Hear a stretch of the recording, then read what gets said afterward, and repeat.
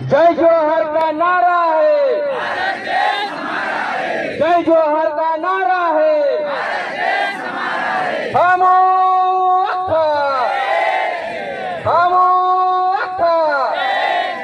आदिवासी एकता जिंदाबाद, आदिवासी एकता जिंदाबाद। आज खातेगांव में यह हमारा आंदोलन भाई रामदेव काकोड़िया के लिए है।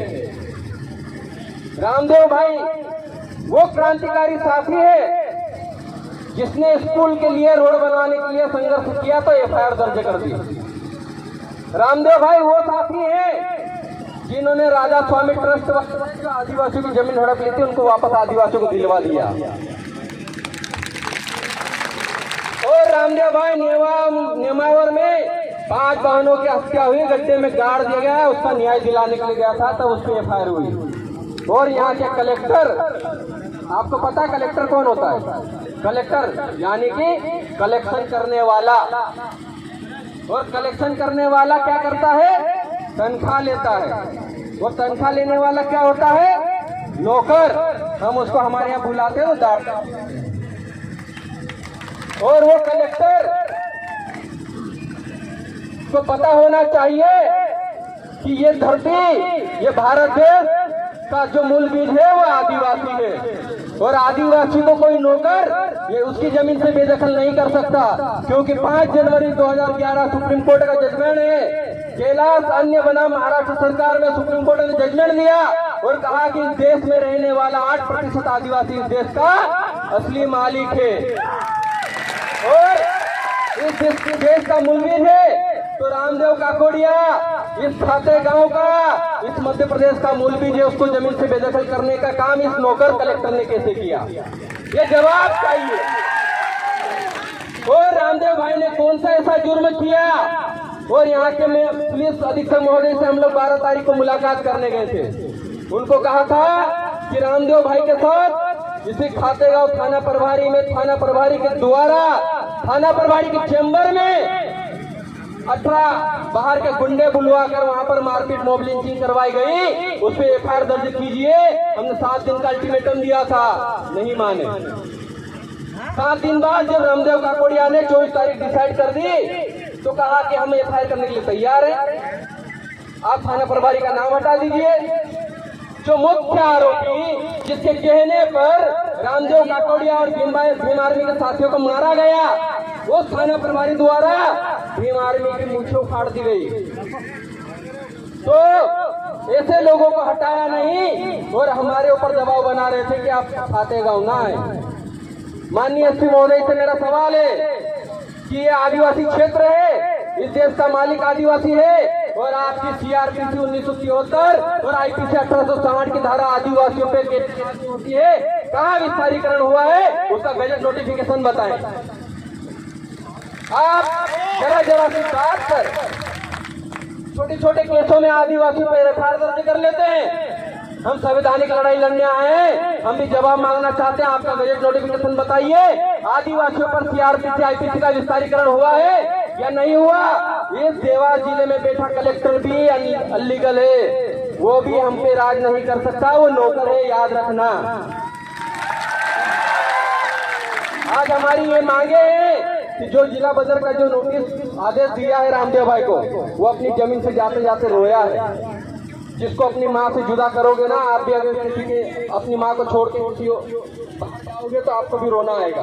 वो भाई रोते रोते गया, उसको जिला बदर की कार्रवाई क्यों हुई पता है? उन्होंने समाज के लिए ऐसे ही संघर्ष किया। आज जैसे हम उनके लिए बैठे ना, वही ऐसे संघर्ष करने गए थे। हम सब लोग भी आज भाई रामदेव काकोड़िया का कहना है, वो समस्त यहाँ के जो स्थानीय साथी उनका कहना है कि जिला बदर का जो आदेश है तत्काल निरस्त करवाएंगे और इन लोगों पर एफआईआर करवाने के लिए थाना प्रभारी के वहीं जाएंगे जहां पे उनके साथ मारपीट हुई। हम सिर्फ यहाँ से भाषण देके नहीं जाएंगे, कार्रवाई होनी चाहिए, वरना सीआरपीसी आईपीसी के तहत जितने मुकदमे दर्ज किए हैं ना फर्जी तरीके से, आप पे संविधान की अवहेलना, संविधान की अवमानना पे आप पे 10 देशद्रोह का मुकदमा चलेगा। माननीय पुलिस प्रशासन ये ध्यान रखे। आदिवासी पढ़ता लिखता नहीं था तो क्या समझते थे, कोई नहीं आएगा। अभी जैसे भगवती बहन ने कहा कि रामदेव काकोड़े का जिला बदल कर दिया तो क्या सोचे थे, कोई नहीं आएगा।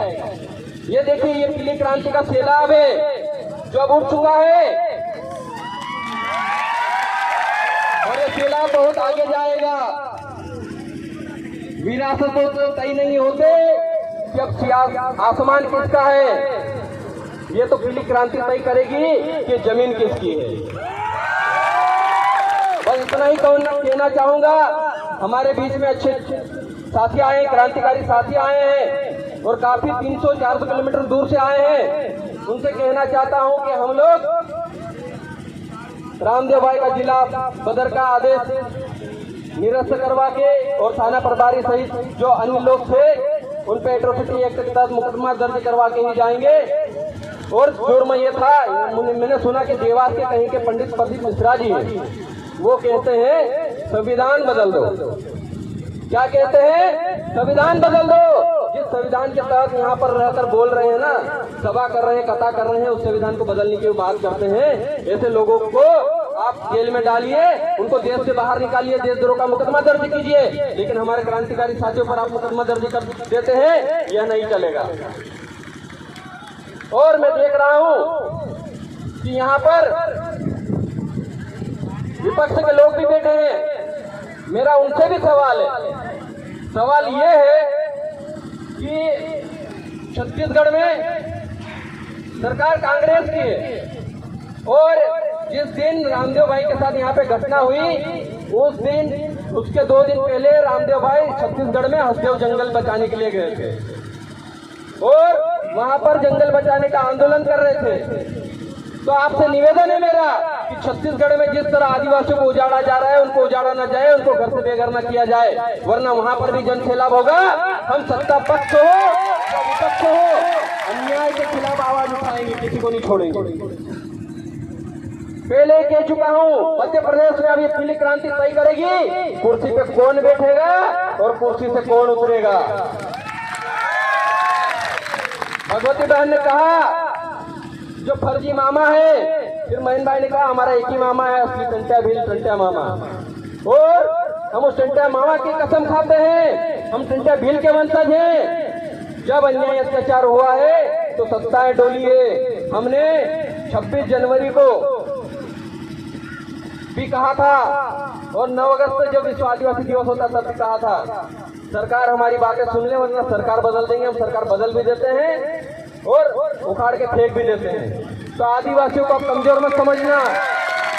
ये आदिवासी युवा देश के युवा जाग चुके हैं और मैं सैल्यूट करता हूँ यहाँ के खाते गांव के साथियों को, जिन्होंने व्यवस्था ऐसी की सिर्फ एक ही टेंट लगा, बाकी सब जमीन से, हम जमीन से जुड़े लोग हैं, इसके दुख में बैठे हैं। मैं आप सभी को क्रांतिकारी जोहार करता हूँ। जय जोहार, जय आदिवासी जिंदाबाद।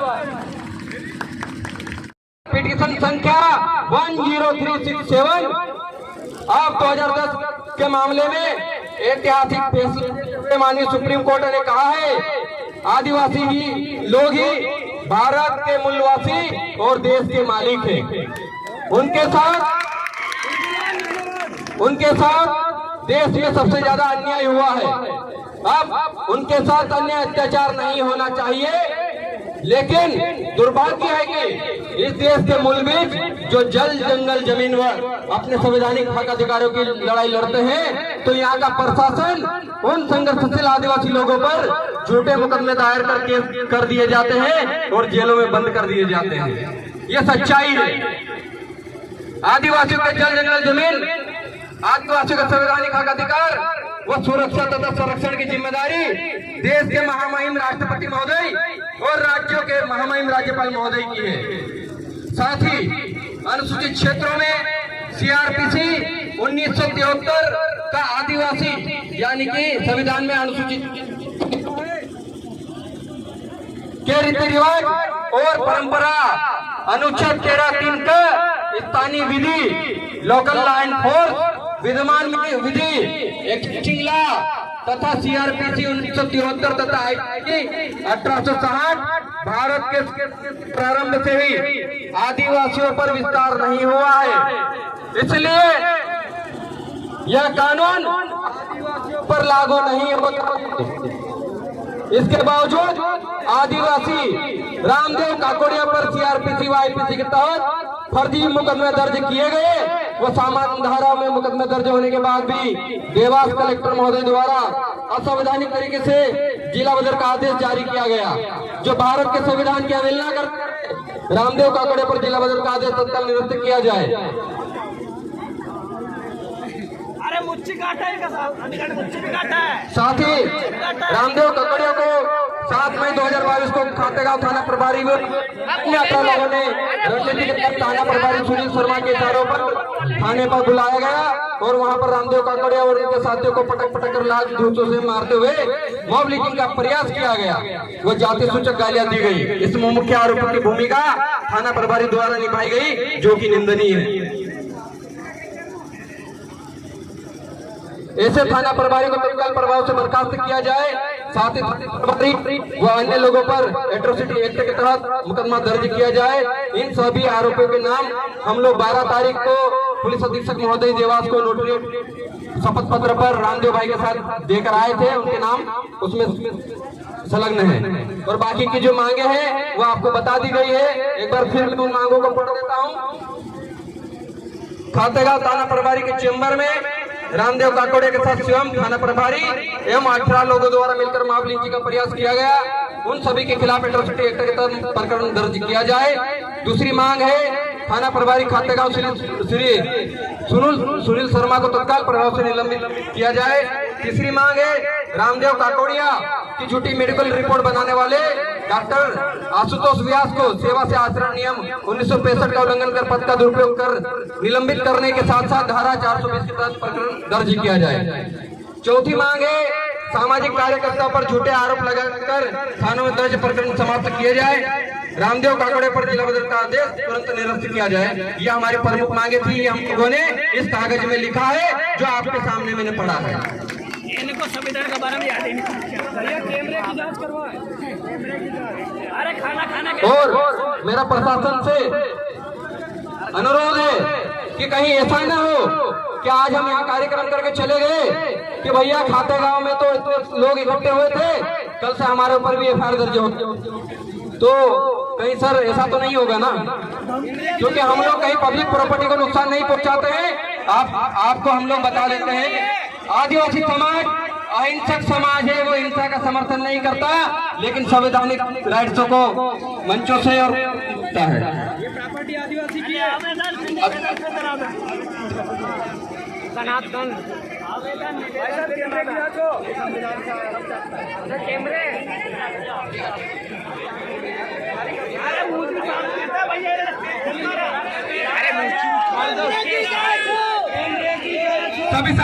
सभी साथी शांति बना रखे और मंच ना छोड़े, सभी बैठे रहे जहाँ तक लिखित शब्दों में नहीं आता प्रशासन का लेटर। अरे लुगाइयों ने इनकी मूछ काट मूछ के उनकी भैया कैमरे की जांच करवाए।